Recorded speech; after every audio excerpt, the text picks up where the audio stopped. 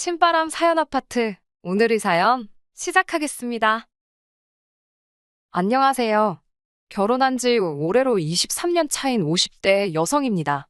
이날 이때까지 어디서 제대로 제 이야기를 해본 적이 없어서 어디서부터 어떻게 시작해야 할지 모르겠지만 두서가 없더라도 들어주시길 바랍니다. 처음엔 친정에 얘기를 하고 털어버릴까, 친구들에게 하고 털어버릴까 생각도 안 한 것은 아니지만 그것도 그때뿐이지 결국엔 제 얼굴에 침 뱉기가 되지 않을까 싶어서 쉽지가 않더라고요. 그래도 다행인 건 남편만큼은 제 편이고 저를 이해해준다는 거예요. 하지만 역시나 살아온 지난 날들에 회의감이 든다고 해야 할지 제 마음을 저도 한마디로 딱 정의 내리기 어려울 만큼 복잡하고 어렵다 싶습니다. 남편하고는 오래전 직장 생활을 하다 만났습니다.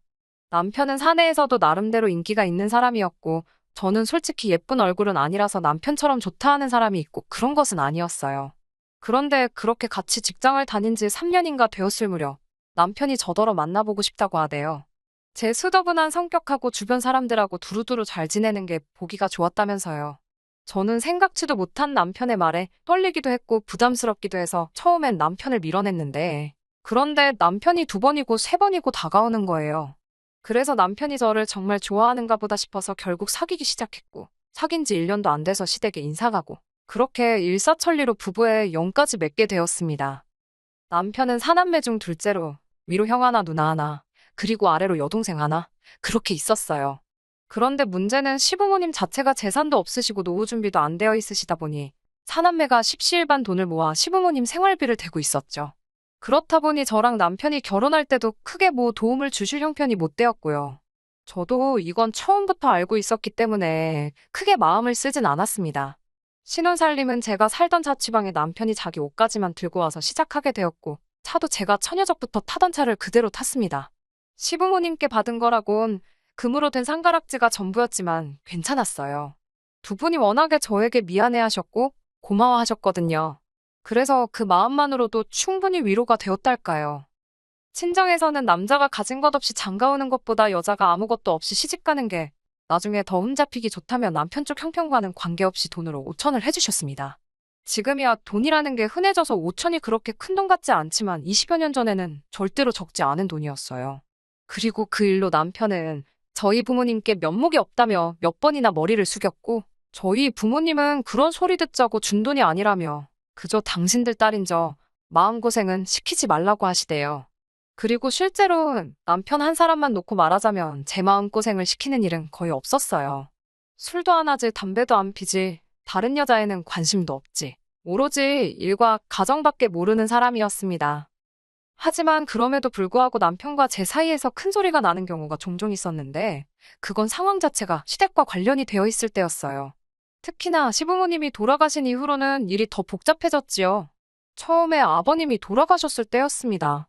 아버님은 매년 의례껏 하시던 건강검진에서 생각지도 못한 간암 판정을 받으시고 이후로 병세가 급격히 악화되어 6개월 만에 돌아가셨거든요. 그런데 그 6개월 동안 솔직히 자식이 많다고 해서 좋은 것도 아니라는 걸 제가 제 눈으로 똑똑히 보고 뼈저리게 깨달았습니다. 아들, 딸의 사위 며느리까지 하면 8이나 되었는데 누구 하나 선뜻 아버님을 모시고 병원에 가겠다 하는 사람이 없었으니까요. 그리고 부끄러운 이야기지만 저희 남편도 마찬가지였습니다. 물론 제 남편인 만큼 대변을 해보자면 그 시기에 남편이 다니던 회사가 상황이 좋지가 못했어요. 당사자의 의사와는 관계없이 회사에서 대규모 구조조정이 단행되기도 했고요. 저는 진작에 애들 육아로 인해 회사를 관두고 전업주부를 하고 있던 상황이었으니 한마디로 저희 애들까지 해서 3사람이 남편 하나만 바라보고 있던 상황이었지요. 그래서 남편은 휴가니 뭐니 그런 것들로 괜히 눈에 띄고 싶지 않다고 했고 그리고 저는 남편이 벌어다주는 돈으로 생활을 꾸리는 사람으로서 그런 남편에게 자식이 돼서는 어떻게 그럴 수 있니 없니를 따지며 한마디로 자식된 도리를 하라는 그런 잣대를 들이댈 입장이 못 되었달까요. 그리고 사정이 그렇다 보니 남편의 형, 그러니까 아주버님네도 이해가 안 가는 것은 아니었습니다. 일단 아주버님네 경우 형님이 애를 데리고 해외에서 지내고 있었고 아주버님은 기러기 아빠였는데 기러기 아빠한테 솔직히 뭘 제가 기대했겠어요? 그렇다고 하나 있는 아들 공부 좀 시켜보겠다고 나간 형님더러 제가 뭐라고 들어와라 마라 할 상황도 못 되었고요. 그리고 그런 의미로 시동생에게도 기대치가 없었습니다. 시동생도 저희 남편처럼 외벌이의 직장 생활을 하고 있었으니 본인은 바빠서 못한대지 그러면 시동생 대신 동서라도 좀 도와주면 겠는데 동서는 뭐 가타부타 말이었고. 그리고 동서한테 뭐라고 해도 시동생이 해야 하는 거지. 제가 나설 자리는 아니잖아요. 그래서 뭐 말을 못했죠. 그리고 솔직히 신우는 남편보다 2살이 많았는데 당시 저희 첫째랑 비슷한 나이대에 아들을 키우고 있었어요. 그리고 하는 말이 애는 엄마가 키워야 하지 않겠냐면서 자기는 애를 키워야 돼서 병간호는 못한다고 하는 거예요. 솔직히 그 이야기를 들었을 땐 한마디로 황당 그 자체였습니다. 제 손으로 자식 키우는 거야 당연한 거고 틀린 말은 아니었지만 아무리 그래도 그렇다고 부모를 나몰라라 하나 싶은 게 참으로 황당했달까요? 하지만 제가 신우랑 뭐 시시비비를 따질 것도 아니고 해서 그래. 그냥 내가 한다. 내가 하자. 그렇게 됐던 겁니다. 제가 유별나게 착해서도 아니고 희생정신이 강해서도 아니었네요. 말 그대로 아버님이 그래도 저를 애틋해 하셨고 저희 애들도 예뻐해 주셨고 그리고 그걸 떠나서라도 인간 대 인간으로 자식들이 나몰라라 하는 상황을 아시게 될까봐 그게 마음이 쓰였거든요. 그래서 그냥 제 스스로 후회 남지 않을 만큼만 하자는 생각으로 아버님을 챙겨드렸습니다. 하지만 제 정성이 부족했던 건지 결국 반년 만에 돌아가시대요. 그런데 아버님 돌아가신 이후에도 남편을 제외하고는 저한테 말이라도 고생했다 수고했다 하는 사람이 없었습니다. 그저 그 와중에 자기 앞으로 뭐 콩고물이라도 떨어질까 그 생각만 하는 눈치들이었어요. 뿐만 아니라 정작 어머님이 제사 이야기를 꺼내자 또 다시 약속이라도 한 듯이 조용해지는 걸 보고 있자니 정말 질리대요. 그래서 제가 하겠다 했습니다. 그거 뭐 매달 지내는 것도 아니고 1년에 몇 번이나 되나 싶어서 덕 쌓는다 생각하고 제가 하겠다 했어요. 다시 한번 말하지만 제가 유별나게 착해서도 아니고 저도 나름대로 바라는 게 있어서 한 거예요.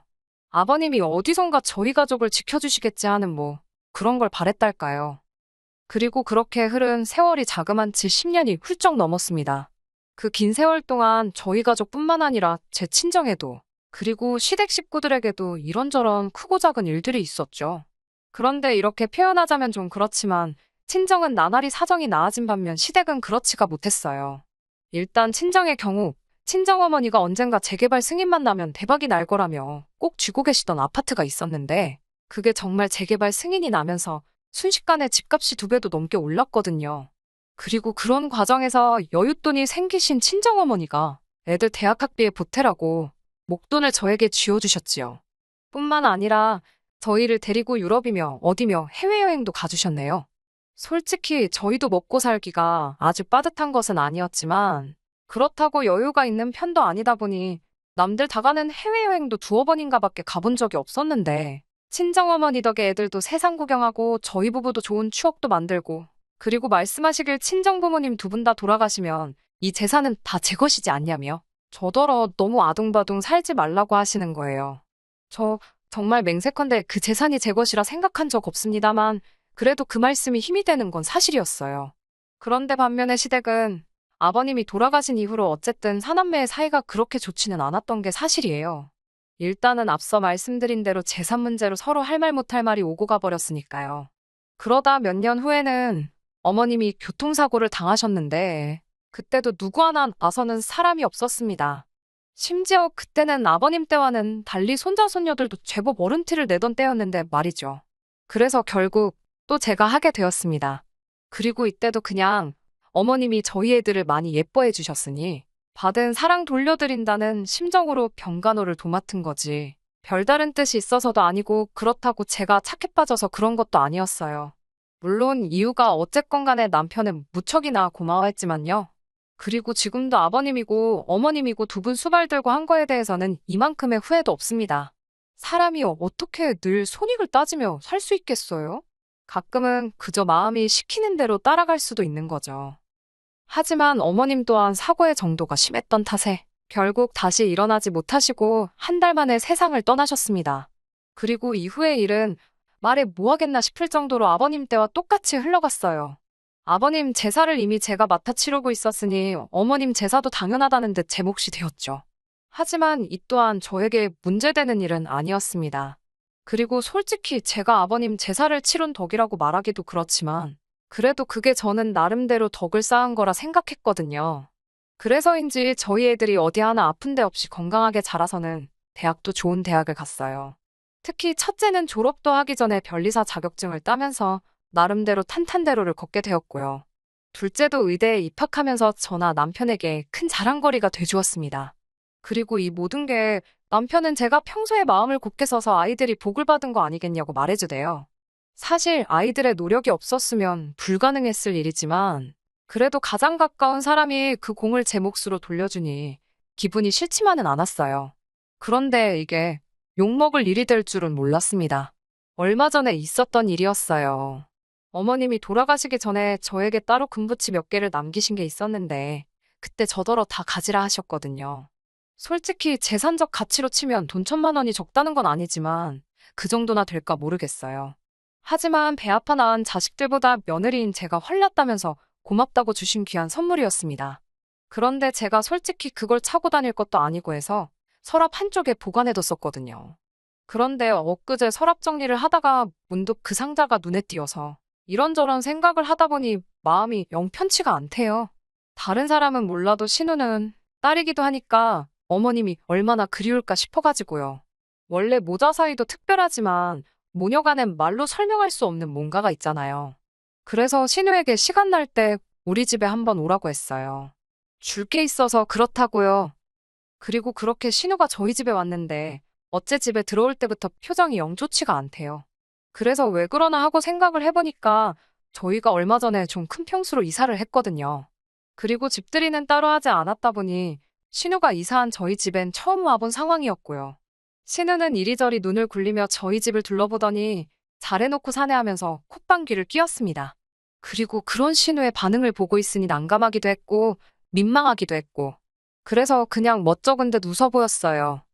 그리고 이윽고 남편과 저 그리고 신우네외가 자리에 둘러앉아 이런저런 이야기를 나누게 되었습니다. 저는 어머님이 남기신 것들에 대해서 언제쯤 얘기를 꺼내야 하나 싶어서 기회만 엿보고 있었고요. 혹시나 이상하게 오해를 하진 않을까 싶어서 말을 꺼내기가 조심스러웠으니까요. 그런데 그때 신우가 먼저 저한테 자기가 할 말이 있답니다. 그래서 해보라니까 자기 아들 소식은 들었냐는 거예요.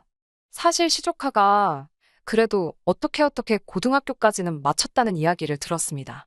그런데 이후로 대학도 안 가고 그렇다고 자기가 뭘 배우려고 하는 그런 의지도 없고 그러다가 어디 술집에서 만난 여자를 임신을 시켰다는 이야기를 들었어요. 그런데 그 여자가 애 낳고 얼마 되지 않아 도망을 갔다나 바람이 났다나 원래는 애 낳고 좀 살다가 식을 올리네 어쩌네 했었는데 말이에요. 아무튼 그래서 결국 시조카가 애를 키우기로 했고 그래서 신우네 집에 들어가 산다는 이야기까진 어찌저찌 듣긴 했었죠. 근데 뭐 솔직히 좋은 이야기도 아니고 해서 아는 체를 하기도 그렇고 정말이냐 어떻게 된 거냐 물어보기도 그래서 가만히 있었거든요. 그런데 저더러 다 알지 않냐면서 자기가 생각해보니까 그게 다 저 때문이랍니다. 솔직히 정말 꿈에서도 생각해본 적 없는 말이라서 너무 황당했어요. 그래서 그게 무슨 말이냐고 따졌죠. 그랬더니 저희 첫째나 자기네 애나 고만고만한 나이인데 저희 애들 챙길 때 자기 애는 생각 안 나더냐는 거예요. 황당했죠. 아니 잊고 산 건 아니지만 그렇다고 제가 뭐 한다고 매일같이 시조카 생각을 했겠어요. 그리고 제가 순간 말문이 막혀서 제대로 말을 잇지 못하니 신우는 이때다 싶었나 봅니다. 저희 친정이 먹고 살 만한 것도 알고 있었고 그래서 맞벌이도 아닌데도 돈 걱정 없이 살지 않았냐며 참으로 매정하다며 남편하고 저더러니들은 삼촌도 아니고 숙모도 아니라며 그 못돼 처먹은 신보가 저희 애들 앞길 망칠 거라는 거예요. 아니 다들 나몰라라 하는 시부모님 병수발에 제사까지 군말 않고 챙겼으면 말이라도 고맙다는 소리는 못할 망정 헛소리는 하지 말아야 하는 거 아닌가요? 결국 남편이 먼저 신우더러 말 같지도 않은 소리를 한다고 소리를 질렀습니다. 저도 신우더러 그딴 소리나 할 거면 내 집에서 나가라고 했고요. 그러자 신우랑 시매부도 저희더러 그렇게 살지 말라면서 삿대질을 하는데 원래 남이 자식한테 악담하는 거 아니라지만 부모가 저 지경이니 아들이 그따위로 걷지 싶은 거예요. 그래서 이럴 시간에 가서 네 자식 단속이나 잘하라고 했습니다. 뭘 보고 컸는지 알만하다고요. 그랬더니 신우가 자기 쓰러질 것 같다며 아주 혼절하는 신용을 내는데 가짜나서 원. 그리고 이웃에서 신고를 한 건지 얼마 후에 경찰이 왔습니다.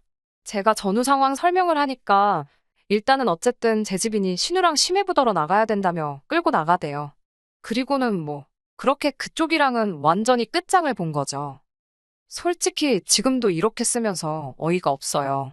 남한테 피해 끼치지 않으려고 늘 조심하며 지냈고, 손해를 조금 보는 일이 있더라도 착하게 살면 복이 온다는 그 말 하나는 정말 믿었는데, 이렇게 모욕적인 일을 겪게 되다니 참으로 씁쓸합니다. 남편은 그날 이후로 저에게 미안해서 고개를 못 들겠다며 속상해하는데, 그런 주눅든 남편의 모습도 참으로 보기가 괴로워요. 제가 정말 시조카 앞날을 망친 걸까요? 아니, 살다 살다 자기 자식 잘못됐다고 외삼촌 외숙모를 탓하는 사람들은 처음 봅니다. 전에는 망나니 같은 시조카 때문에 신우가 고생이다 싶었는데, 이제는 저런 부모 밑에서 자라서 망나니가 됐구나 싶어서 시조카가 불쌍하네요. 끝까지 들어주셔서 감사합니다. 오늘의 사연은 여기까지입니다. 구독과 좋아요, 알람 설정 부탁드리고 더 좋은 사연으로 다시 찾아뵙겠습니다. 감사합니다.